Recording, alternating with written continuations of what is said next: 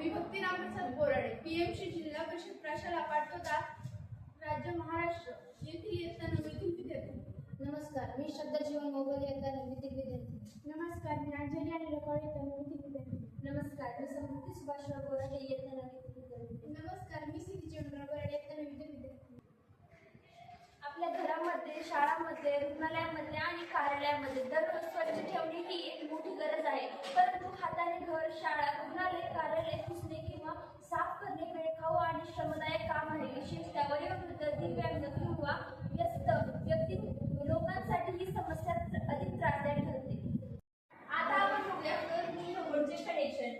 Motor number 1 digital pin number 2 आणि 3 ला जोडलेला आहे। Motor number 2 digital pin number 4 आणि 5 ला जोडलेला आहे। Motor number 3 digital pin number 6 आणि 7 ला जोडलेला आहे। VCC 5 ला जोडलेला आहे। ट्रिक 8 हा रोबोट सुरू केल्यानंतर तो पुढे जाऊन फरची साफ करेल। ॲड्रेस सेन्सर अडथळा आल्यावर ओळखेल। अडथळा आल्यास रोबोट दिशा बदलेल आणि सतत पुढे जाऊन संपूर्ण फरची साफ करेल। आता हा रोबोट प्रत्यक्ष कृती कशी करतो हे बघूया।